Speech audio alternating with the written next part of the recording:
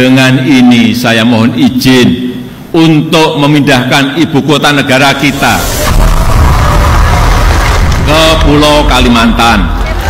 Gak berasa ya, tahun depan di tahun 2024, rencananya Jakarta itu nggak bakal jadi ibu kota negara kita lagi. Karena ibu kota negara dan pusat pemerintahan bakal resmi nih dipindah ke Kalimantan. Tepatnya di Sepaku, Kabupaten Penajam Pasir Utara, Kalimantan Timur. Dan ibu kota baru ini bernama Nusantara. Kok rasanya kayak mimpi ya? Dari lahir kita taunya ibu kota negara Indonesia itu ya Jakarta. Nggak lama lagi bakalan pindah ke Kalimantan dengan nama baru yaitu Nusantara. Tapi ngomong-ngomong tentang ibu kota baru negara kita di Kalimantan, kamu kebayang gak sih ibu kota kita nanti bakalan jadi kayak apa? Nih aku kasih gambaran dikit ya. Ibu kota Nusantara nanti tuh rencananya bakalan luas banget. Bahkan luas wilayahnya direncanain bakalan lebih besar dari kota Jakarta, Bandung, Surabaya, Medan, Palembang digabung jadi satu. Wah, ibu kota baru nanti luas banget dong ya. Tapi kira-kira bentuknya bakal kayak gimana sih? Terus gimana caranya kita bisa punya uang buat ngebangun kota seluas itu?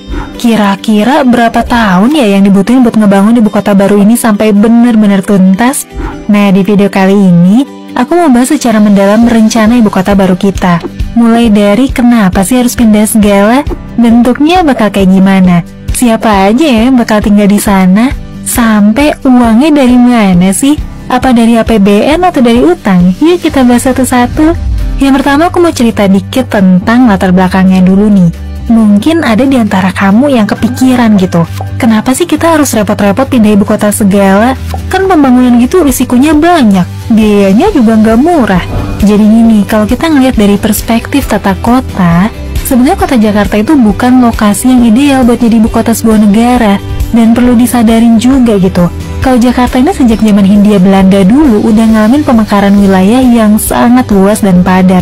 Dimana kawasan Greater Jakarta atau yang kita kenal sebagai Jabodetabek dinilai sebagai kawasan urban area terbesar nomor 2 di dunia. Dimana populasinya nih bahkan melebihi urban area di New York, Delhi, Guangzhou, dan juga Mexico City. Satu-satunya urban area yang lebih banyak penduduknya dari Jabodetabek itu cuma Tokyo, Yokohama doang. Padahal sebetulnya kawasan ini tuh nggak didesain sebagai wilayah yang mampu nampung jumlah penduduk yang banyak dengan lalu lintas yang padat, termasuk jadi pusat ekonomi, pusat pemerintahan, sampai nampung event-event besar, acara kenegaraan, dan juga pertemuan besar yang diadain hampir tiap minggu. Kondisi kemacetan tinggi tiap hari, banjir tahunan yang terus melanda kawasan padat penduduk, sampai ketinggian tanah yang terus menurun dan mendekati permukaan laut. Ini tuh bikin kawasan Jakarta dan sekitarnya kayak bom waktu yang tinggal nunggu waktu aja buat meledak. Kota Jakarta dan sekitarnya emang tumbuh organik nih, apa adanya tanpa perencanaan terpusat. Makanya fungsi kota dan pemekarannya juga jadi campur-campur. Mulai dari pusat jalur perdagangan, pusat pemerintahan, kawasan perkantoran, kawasan pabrik jadi destinasi wisata, sampai kawasan pemukiman warga juga. Beda banget nih sama banyak kota dan negara lain yang emang dibangun dengan perencanaan dan tujuan yang spesifik. Misalnya Shenzhen yang dirancang sebagai pusat bisnis dan perdagangan, Washington dan Canberra yang dirancang jadi pusat pemerintahan, Silicon Valley di San Francisco yang dirancang sebagai pusat perkembangan teknologi digital, Hollywood yang dirancang sebagai kota industri perfilman, dan lain-lain.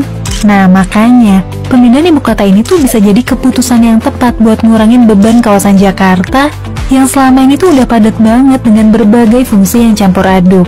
Dan ini tuh juga bisa jadi kesempatan bagus supaya negara kita bisa punya ibu kota negara yang dirancang dengan ilmu perencana tata kota paling terupdate, sekaligus difungsikan sesuai sama tujuannya sebagai pusat pemerintahan. Oke, sekarang kita bahas kenapa sih harus pilih Kalimantan Timur, kenapa nggak di area lain aja, dan bukannya Pulau Kalimantan itu difungsikan sebagai area hijau paru-paru dunia ya. Nanti kalau dibangun ibu kota di sana bakal ngerusak alam dong. Oke, kalau berdasarkan rancangan pemerintah sih, pertimbangan lokasinya emang dibuat berdasarkan beberapa kondisi. Yang pertama, lokasinya dibuat sebisa mungkin ada di tengah-tengah Indonesia. Jadi harapannya pembangunan juga lebih merata dan perhatian pemerintah bisa menjangkau semua wilayah dengan lebih adil. Jadinya pusat perhatian pemerintah nggak terus-terusan berfokus di Pulau Jawa.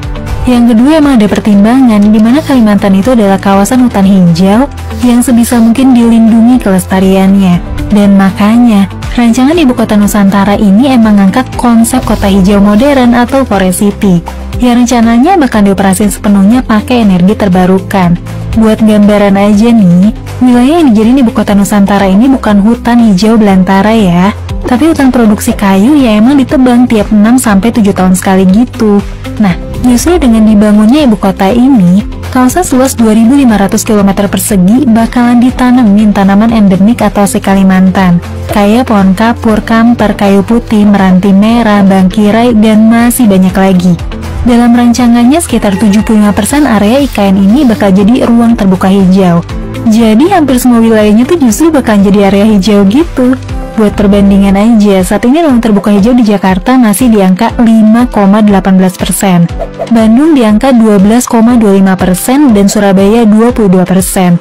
Menariknya lagi, Ibu Kota Nusantara direncanain cuma bakalan pakai energi terbarukan aja dengan pembangkit listrik tenaga angin